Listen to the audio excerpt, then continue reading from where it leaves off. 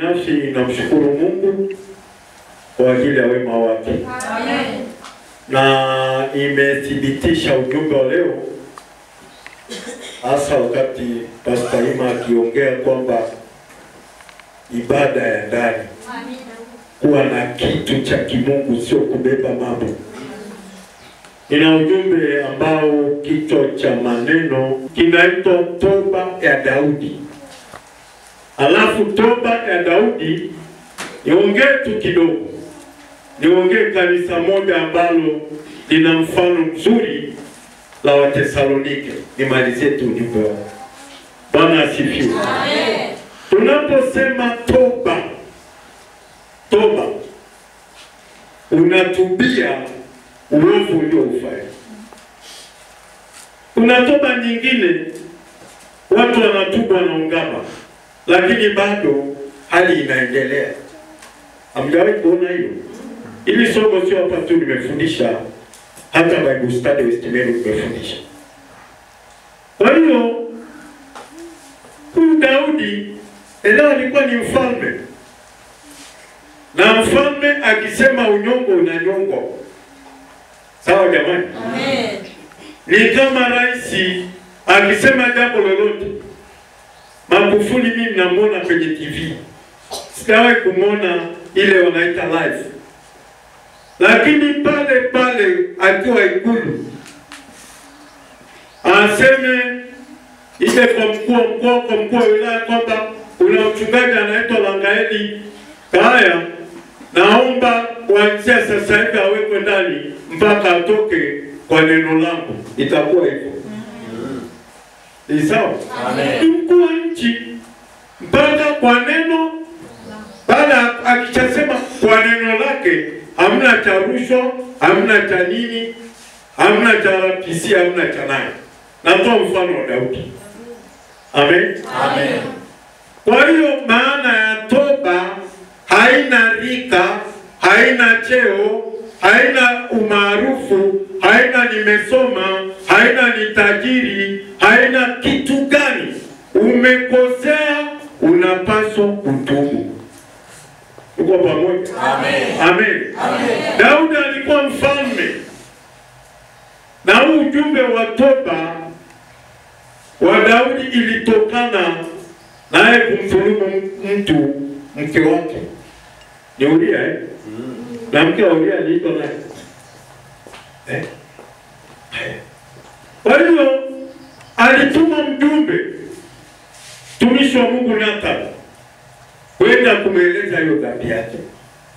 Bwana asifiwe. Amen. Unajua dhambi kwa teule ni uasi. Dhambi inapofusha macho ya kiroho. Dhambi inakukosesha amani. Amen. Amen. Kwa hiyo mambo haya ndio tutaangalia kama tutajifunza jambo gani hapa. Andika tu toba ya Daudi. Amen. Amen. Naomba mmoja anisomee Zaburi ya 51 mstari wa kwanza. Zaburi ya 51 mstari wa kwanza. Nashukuru. Sawasawa na fadhili zako. Kiasi cha wingi wa rehema zako, uyafute makosa yangu. Endelea. Unioshe kabisa na uovu wangu, unitakase dhambi zangu, maana nimejua mimi makosa yangu na dhambi yangu hii mbele yangu daima. Ni maneno labda ya kawaida, lakini kwenye tafsiri ya Roho Mtakatifu ni makubwa. Mungu unirehemu sawa sawa na fadhili zako. Unajua Daudi alikuwa mnyenyekevu kuliko maelezo. Hakuweka kiburi cha ufalme. Wateule tuko pamoja? Amen. Labda ni kiongozi wa siku nyingi kwenye kanisa. Labda una miaka 20, 25. Unapokosea, njia ya kunyooka ni kutubu. Amen. Haleluya. Hakunanga madoido kwenye toba. Toto.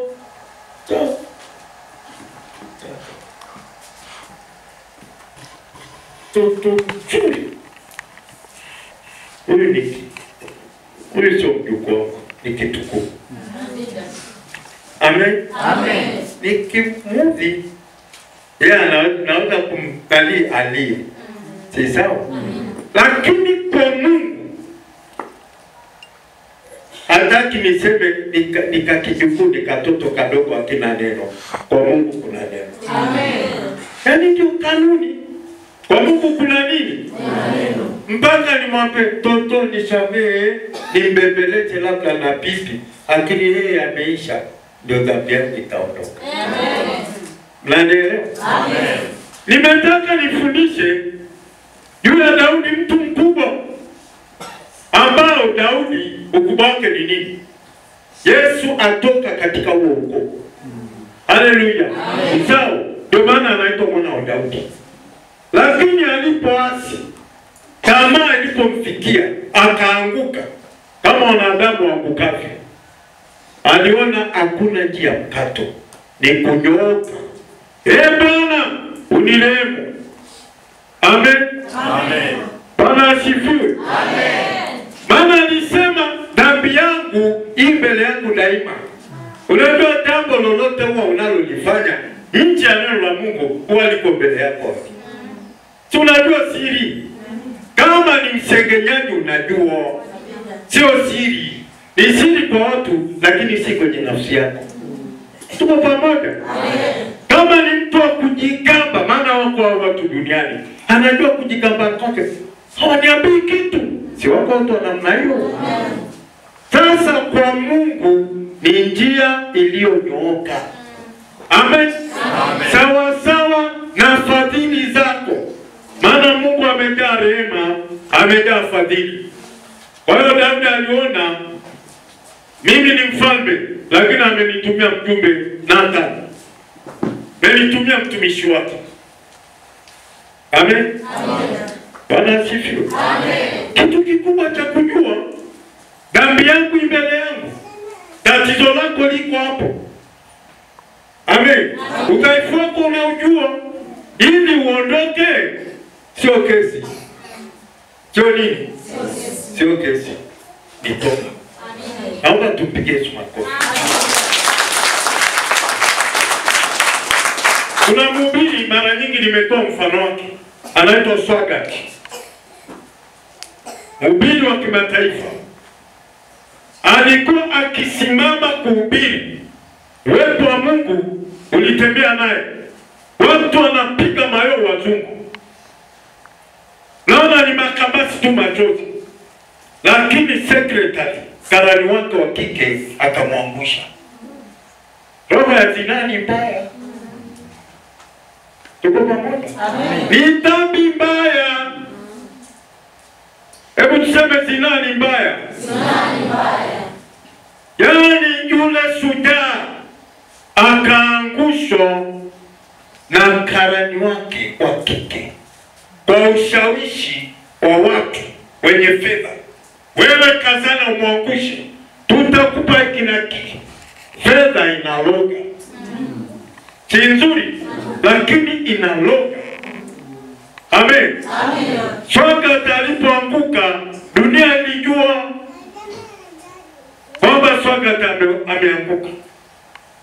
Mhubiri wa kimataifa aliyepeleka injili kwenye dunia hii, nchi mbalimbali. Nafundisha toba. Huo ujumbe ndio niliupata.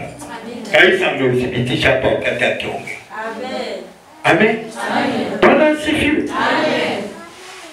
Swagat akatulia mbele za Mungu. Kimya. Siku anatubu. Kama dhambi yangu ilijulikana na dunia, toba yangu ijulikane kwa dunia. Amen. Ilibidi itangazwe katika vyombo vya habari kwamba Swagat Mungu amemwinua tena. Mungu amemrehemu tena. Haleluya. Bwana asifiwe. Bwana asifiwe. Alitubu mpaka katoto kakasikia Swagat ametubu. Mungu alimuinua kwa kiwango cha juu. Tumpigie Yesu makofi. Uzao wako kabarikiwa. Watoto wake ni wahubiri wakubwa. huwa wanaapia katika TV.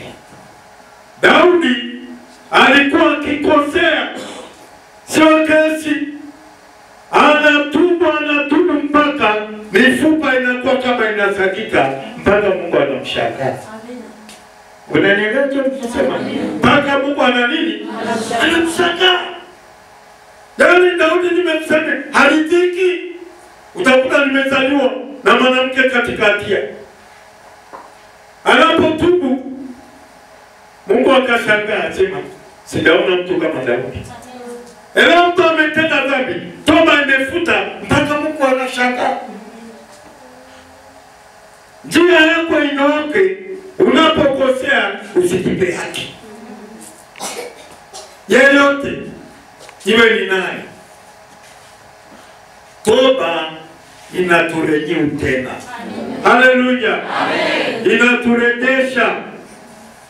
Na Mungu alitupa kama zawadi, ili adui akitufuruga tukirudia kwenye toba tunakuwa weupe. Haleluya. Bwana asifiwe. Endelea hapo mama. Pale ulipoachia. Sikiliza maneno ya Mungu. Mstari wa 4. Nimekutenda dhambi wewe peke yako. Unaona? Na kufanya uovu mbele za macho yako. Ndio. Ukane kuwa una haki unenapo, na kuwa safi utoapo hukumu. Haleluya. Akaona Mungu ndiye awe mwenye haki. Hizi haki zetu labda nimekosekana na naima. Hapana, Bwana alikuwa nanga hapana mchungaji kweli. Tumpe Mungu haki kwamba tumekosea. Haleluya. Unaeleweka? Amen. Bwana asifiwe. Amen. Maana kwa namna ile shetani atatukimbia. Kwamba watu kule nikiwaletea nani uovu wanakimbia kwa Yesu. Amen. Na Yesu ana shetani anakimbia. Amen. Ndio. Amen. Tunawekwa huru. Amen. Kwa damu ya mwana kondoo. Amen. Nimekupenda dhambi peke yako. Haleluya. Amen. Kwa hiyo ujumbe niliopata ningeenda na kanuni, ningefundisha maneno ya kumshukuru Mungu. Lakini huwezi kuwa na shukrani nzuri kama moyo si mzuri. Tuko pamoja? Amen. Tuko pamoja? Amen. Unajua kwa nini tunaimba? Mara nyingi nimeelezea hilo. Tunapoimba tunasifu. Hiyo ni sadaka inamwendea Mungu moja kwa moja. Haishughulikiwi na mashemasi, wazee, wala wachungaji, wala maaskofu. Ni sadaka ninaposema hakuna baba kama wewe, hakuna. Sinaenda moja kwa moja. Haipokelewi na mtu. Kwamba hakuna baba kama wewe. Sadaka hizo tunampelekea Mungu. Amen. Anachelewa kanisani, anakuta sadaka ya kwanza imefika. Ni hivyo sadaka? Sadaka ya sifa na nini? Kuabudu. Wewe unakuta unaleta hii ya pili. Ile ya pili tunakula sisi. Bwana useme amen. Amen. Tunakula sisi makwani. Ili ubarikiwe kazi ya mikono yako na mambo mengine. Amen. Amen. Lakini hakuna, au tunasema mikononi mwako Bwana. Nani? Ule Bwana mikononi. Huwa tunamwambia Mungu Bwana asifiwe. Na anafurahi. Kwa hiyo linda sana kuchelewa ibada ya sifa. Linda sana. Mimi nakudokeza na kushauri. Tuko pamoja. Amen. Ile tunampa Mungu wetu. Wazungu wanasema present what? And worship is the starting point. Sifa na kuabudu. Kwa hiyo hayo mambo Daudi alijua. Daudi alimwimbia Mungu mpaka nimka nani alimcheka yule mama aliyemo. Akalaaniwa, akapata laana ya kutokuzaa. aliabudu Mungu. Amen. Amen. Kwa hiyo ninachokisema ndugu zangu ni kwamba tujilinde na uovu. Yesu anarudi. Amen. Amen. Kama kuna kukosana pia kuna kutengeneza. Endelea mama.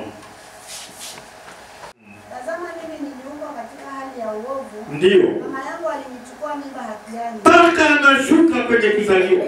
Itapitwa amekosea. Anakumbuka hata hivyo nimezaliwa katika hali ya uovu. Wewe mama yako alinizaa bado akiwa na dhambi labda hajaokoka. Anatubia. Endelea mama. Mstari wa sita. Tazama wapendezwa na kweli ndio moyoni, nawe unijulishe hekima. Haleluya! Hebu tumpigie makofi. Piga makofi. Haleluya! Wapendezwa, soma kwa sauti. Tazama wapendezwa na kweli ndio moyoni, Iliyo moyoni, nawe unijulishe hekima ya siri. Amen. Neno linahubiriwa haliingii, maana una mambo yako linaishia hapa. Ndio ile Timotheo anasema masikio ya utafiti kuruhusu liingie moyoni, maana litaharibu mipango yako. Ndio ugonjwa ulio. Lakini Daudi anasema wapendezwa na hiyo kweli. Kweli ni neno la Mungu. Jina la Bwana libarikiwe. Haleluya. Kweli ni neno la Mungu. Likikaa moyoni mwako litazaa mazuri. Haleluya. Litazaa tabia njema. Haleluya. Litazaa matunda ya Roho. Litazaa karama za Roho. Litazaa karama za huduma. Haleluya. Likikaa moyoni. Wapendezwa. Haya ndio yanampendeza Mungu. Kwani tunasema mambo haya. Yesu analinyakuwa kanisa lake. Watakatifu walioko duniani hao ndio walio bora. Sio wanadamu wote walio duniani hapa. Maana naomba tuielewe Biblia jamani. Wote waliompokea walifanywa kwa wana wa Mungu. Waliompokea sio ambao kumpokea. Tuelewe neno la Mungu. Ni wale waliompokea Yesu wakaokoka, wakamfanya kuwa Bwana na Mwokozi wa maisha. Haleluya. Amen. Hiyo hiyo toba haina kwamba mimi Bwana ni VIP. Hiyo hamna. Ieleweke hiyo kabisa kabisa. Kuna utawala wa dunia na utawala wa mbingu. Wa dunia una kanuni zake, wa mbingu una kanuni zake. Naomba Biblia ieleweke. Amina. Amen. Kuna watu wanajifananisha. Sasa yuko kwa Yesu, anataka heshima tu, akiona watu ambao hawana Mungu na aliwatenda dhambi, anaona usinielewe vibaya. Mimi acha mtu anielewe vibaya kabisa kuliko nimkosee Mungu. Amen. Kabisa. Maana tumejifunza habari za ufalme. Bwana asifiwe. Amen. Tumejifunza. Kule Ninawi, alikuwepo mfalme. Amen. Amen. Sasa Yona ametumwa. Akatumwa Ninawi. Nenda ukaambia wale watu baada ya siku 40 itafanyeje? Tawaangamiza. Maana dhambi ilitawala. Walikuwa wamempenda Mungu dhambi mpaka Mungu akakasirika. Na Mungu haachi kukuambia dhambi yako. Atakwambia kwa njia ya mafundisho au kwa njia ya ndoto au kwa njia ya mtu mwingine. Ili utubie. Amba nenda. Sasa tunamwona Yona. Yona akalete kichwa ngumu. Si ndio? Akalete nini? Hataki kwenda. Sasa ukalia ile merikebu, meli kaanza kuyumba, nataka kumaliza watu. Kasema jamani, mimi nimetuma nikapiga chenga. Niondoeni hapa mnitupe, ndio salama. Amen. Sasa Mungu sana watenda kazi wengi. Ambao Nyangumi ndio hapa. Sawa? Wewe Nyangumi ndio hapa. Meze huyo lakini angalia usimuue. Adhabu ya siku ngapi? Tumboni. Uko hiyo siku 3 ilikuwa ya toba hata. Baada afi anakaa tu kwenye sero ya Mungu. Sema sero ya Mungu. Afi. Kwa hiyo Mungu akaona hasa huyu mtu amejuta. Nenda ukamtapike. Ilikuwa iende siku 3, si siku 3. Alienda kwa siku hii. Na sina kali. Sota alitafuta namna ya kuacha akili. Ninyi watu baada ya siku 40 mtaangamia. Piga injili kali. Wakaamua kufunga.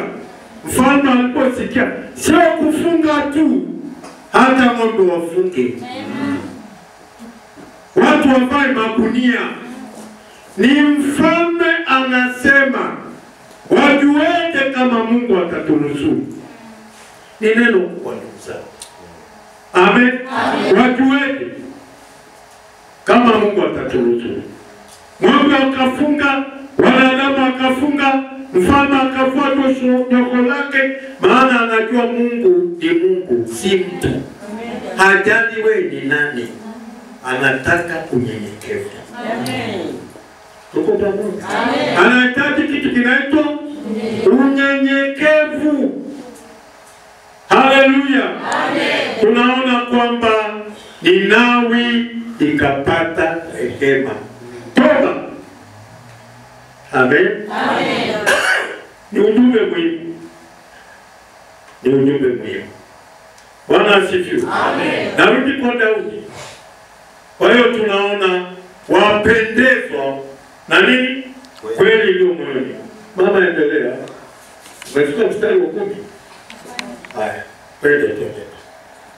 Mstari wa 7. Unisafishe kwa hisopo nami nitakuwa safi.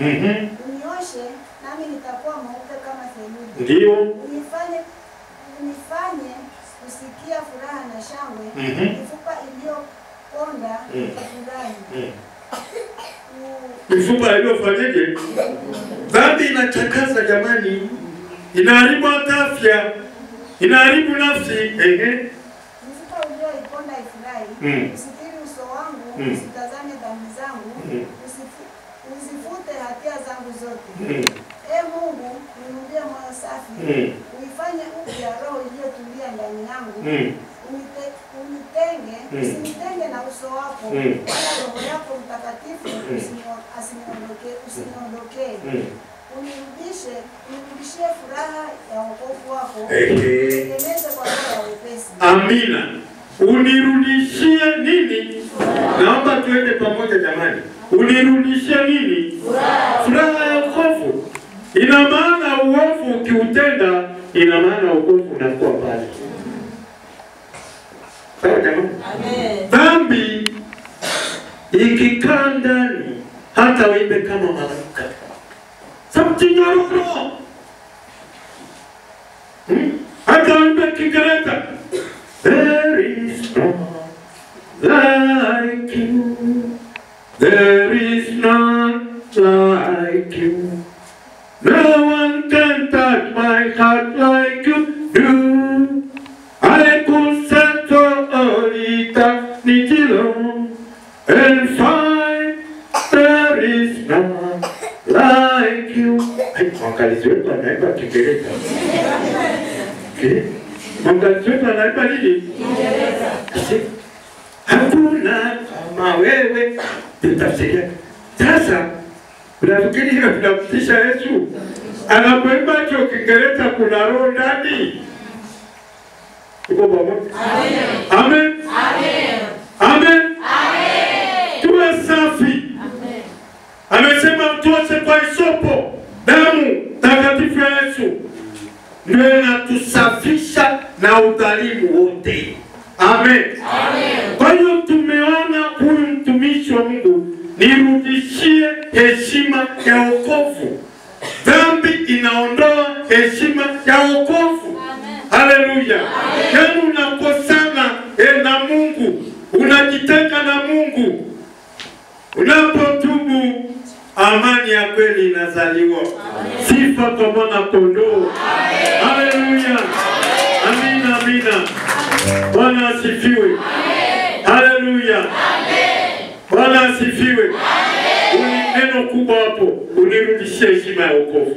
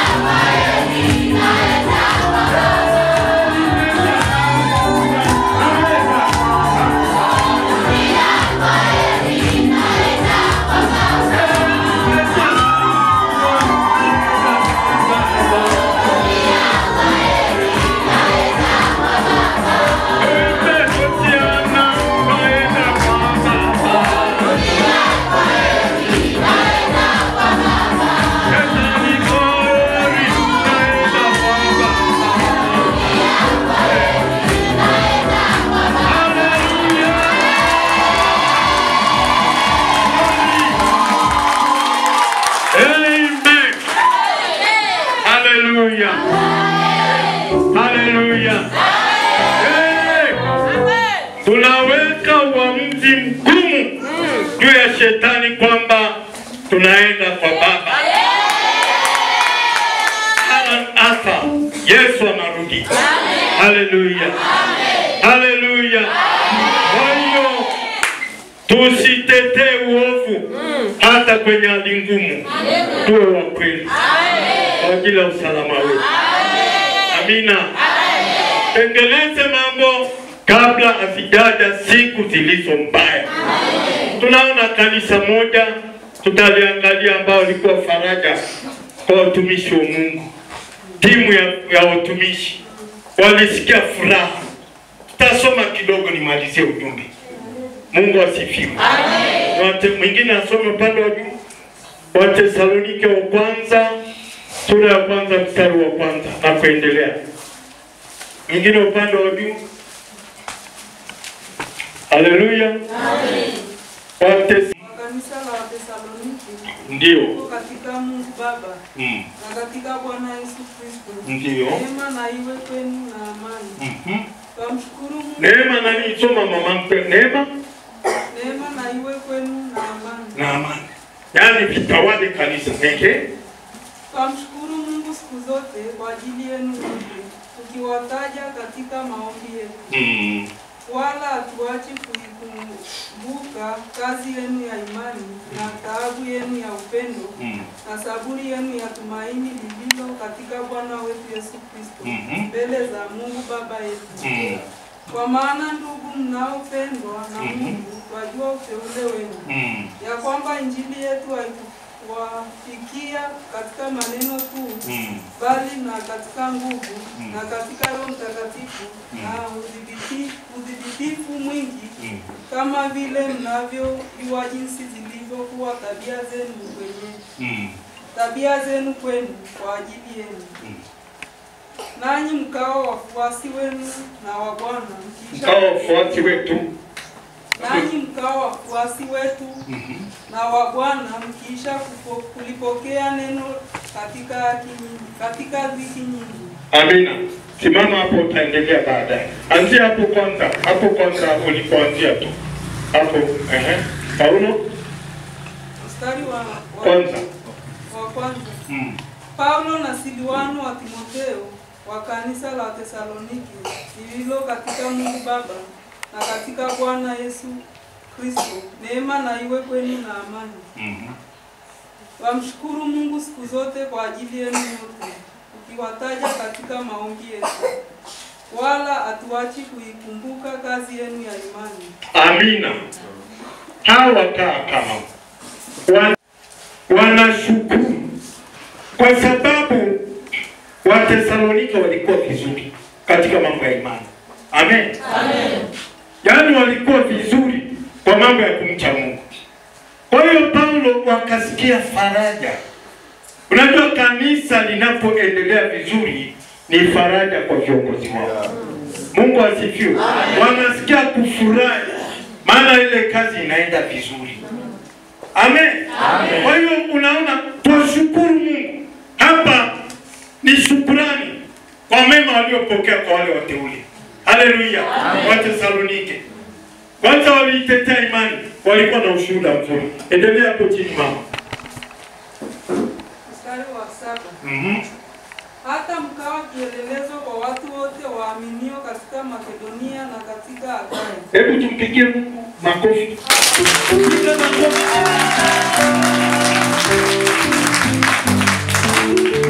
Wakawa kielelezo. Ni kanisa la kuigwa. Amen. Amen. Amani ilitawala. Neema ya Mungu. Walijifunza maneno ya Mungu. Walikuwa nyenyekevu. Wakawa kielelezo kwa makanisa mengine. Ushuhuda.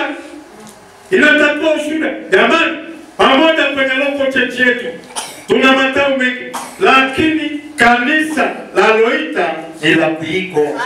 Hayo ndio mambo. Ni wakati watu watafungana katika kifungo cha upendo. Ile neema na kweli inawatawala. Amen. Watakuwa ushuhuda. Watu wataokolewa hata kabla ya kuhubiri. Haleluya. Ni mfano wa kanisa la kuigwa. Endelea mama. Mstari wa 8. Ndio. Maana kutoka kwenu neno la Mungu limevuma. Limefanyaje? Limevuma. Ni Tesalonike. Walikuwa Galatia wa Efeso. Lakini limevuma. Ushuhuda ni mzuri. Tabia ni nzuri. Hakuna maneno. Hayo ndio tuhubiriwa hapa. Watu wabadilike. Bwana asifiwe. Injili imevuma. Tusikiwa Stimeru, kanisa mama, tawi letu, injili imevuma. Yamekuwepo mabadiliko. Sio yale tuliyojua. Hayo ndio mema. Sifa kwa mwana kondoo. Haleluya. Sifa kwa mwana kondoo. Jina la Bwana libarikiwe. Glory to Jesus. Oh Lord. Trokila la masuri mikanto. Rakito kina masuri miklorova. Haleluya. Haleluya. Ni kanisa la kuigwa. Kanisa la kuigwa. Hayo ndio mambo tuhubiriwa. Endelea. Endelea mama. Maana kutoka kwenu neno la Mungu limevuma, si katika Makedonia na Akaya tu, ila kila Rudia hapo. Rudia neno limevuma.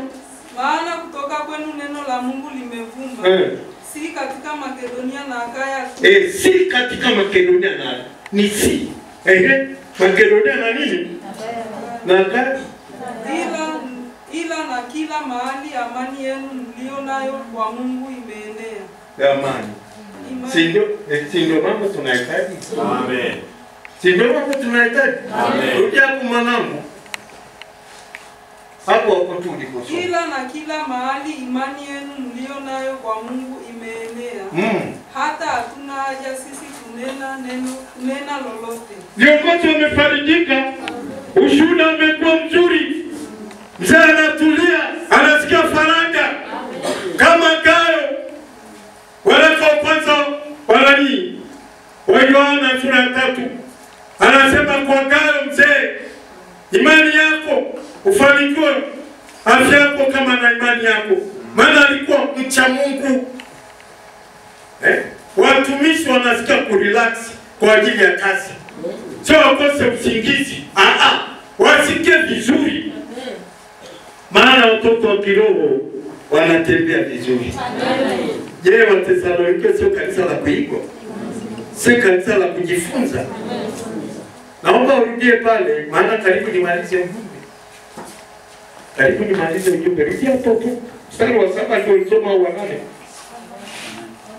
Maana kutoka kwenu neno la Mungu limevuma, si katika Makedonia na Akaya tu, ila na kila mahali imani yenu mlio nayo kwa Mungu imeenea.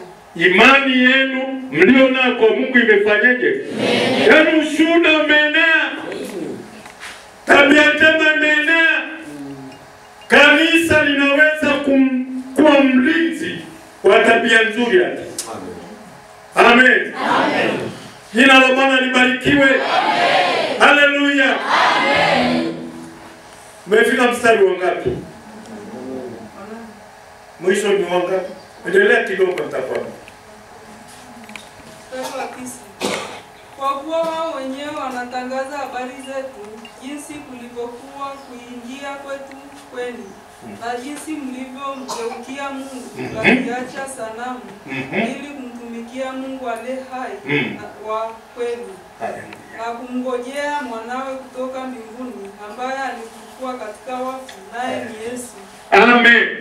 Mwenye kutuokoa na ghadhabu itakayokuja. Lengo kubwa ni ili tumletee Kristo matunda. Kwa hiyo ukiona maneno ya kina Paulo na Silwano na nani mwingine? Paulo na Silwano sijui na Timotheo. Ni kama unasikia faraja ya kazi. Hata ukiandika faraja ya kazi kwa watumishi. Kwa sababu yale wanayoyapanda yameota, yamestawi. Amen. Amen. Na lengo kubwa ni injili ubiriwe, ushuhuda uende, watu waokolewe. Amen. Bwana asifiwe. Amen. Bwana asifiwe. Amen. Naomba Wathesalonike wa 2 mstari wa 1 nimalizie hapo.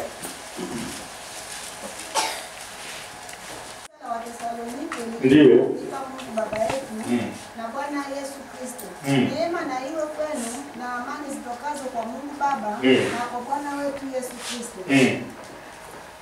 Ndugu, imetupasa kumshukuru Mungu siku zote kwa ajili yenu, kama ilivyo wajibu, kwa kuwa imani yenu inazidi sana, na upendo wa kila mtu ilivyo wajibu, na upendo wa kila mtu kwenu kwa mwenzake umekuwa mwingi. Sasa unaona? Rudia mwanangu. Ndugu, imetupasa kumshukuru Mungu. Naomba watu wa kanisa wanaoita tusomeni hiyo mstari ni muhimu sana. Kwangu na kwako. Amen. Ni elewa ni waraka wa 2. Wa kwanza tumeona hawa Wagalatia wa Thesalonike wanapotembea na Mungu. Waraka wa 2 bado Paulo anaandika barua. Wamefurahishwa na hao watu. Kwamba si ushuhuda wa nje, hata wa ndani kwa ndani. Ilianiwa. Mwanga tilia jana mafundisho yao. Wandani kwa ndani. Ndugu, imetupasa kumshukuru Mungu siku zote kwa ajili yenu. Ndio. Kama ilivyo wajibu, kwa kuwa imani yenu inazidi sana, na upendo wa kila mtu kwenu kwa mwenzake umekuwa mwingi. Kwenu ndani kwa ndani watu wanapendana, sio huko nje tu, hata hapa ndani. Si Biblia jamani? Amen. Ndio, ni mchungaji Langala ameandika hapo. Amen. Ndani kwa ndani, ushuhuda ndani kwa ndani, pendo hapo namfurahia. Haleluya. Amen. Anapata kitu fulani. I say, tumefanikiwa. Maana anajua mali ya mwenzake ni yake. Sifa kwa mwana kondoo. Sifa kwa mwana kondoo. Haleluya. Hawa watu walifurahi. Maana kumbe walikuwa tu si unafiki wa ushuhuda wa nje. Waweji weko ndani. Amen. Wanakula chakula. Unajua watu waelewa chakula kwamba ni injili. Wanatembeleana nyumba kwa nyumba. Hapa na ndinukcha iko kweke nuru. Wanagombania wakuchae kanyweki. Ni injili ya kijamani. Ilisababisha watu 3,000 wakaokoka. Wanaenda nyumba kwa nyumba. Naweza kuwa mnakunywa chai hapo, aje mgeni, hajaokoka. Anaona ile imani yenu, upendo wenu, mkimshuhudia ana ntelevyo. Amen. Sawa? Amen. Kweli au si kweli? Amen. Amen. Kwa hiyo haya linishika. Kwenda kwenye shukrani ya mtumishi wa Bwana. Nilipewa haya maneno. Pendo wenu ndani kwa ndani. Kumbe ndani kwa ndani inazaa nje na zaidi ya nje. Nje na zaidi ya nini? Kuna imani ya Warumi Paulo akisema imehubiriwa dunia nzima. Amen. Amen. Kwa hiyo wateule, watu wa Mungu, haya maneno ni msingi. Tumeona toba Paulo kwamba hakujali cheo chake wala madaraka. Tumeona Wathesalonike ushirikiano wao. Kumbe ushirikiano wao umekuwa chachu ya kueneza injili na ushuhuda ukaenda mbele. Naomba tusimame.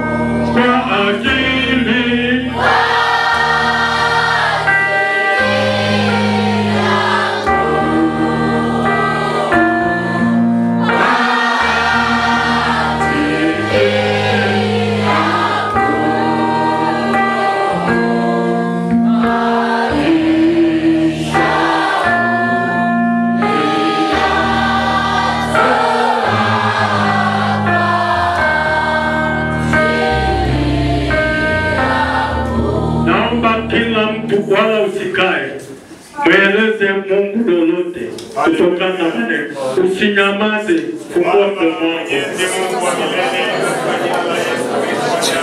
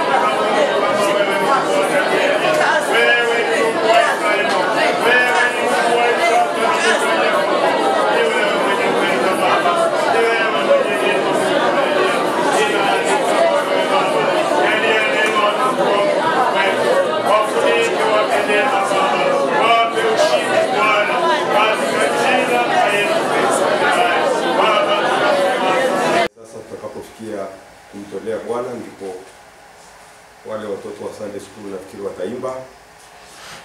Sijajua familia, lakini labda kiongozi kama anayo taarifa pale pia baadaye akaweka utaratibu ukae vizuri. Sitaki kusema maneno mengi kwa sababu ni siku ya kumshukuru Mungu, na kile ambacho kinanifanya nimshukuru Mungu ni kitu ambacho ninyi mnaelewa. Kama ukuelewa jinsi ambavyo nimepita kwenye hali ngumu, basi ni udhaifu wako.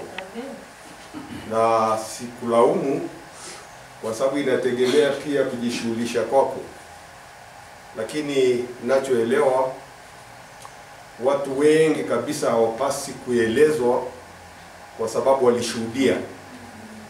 Na sasa kwa sababu tulipita hapo, lakini tukapita pamoja na Bwana, hatuna la kusema zaidi ya kwamba tumshukuru tu Mungu wote. Amen.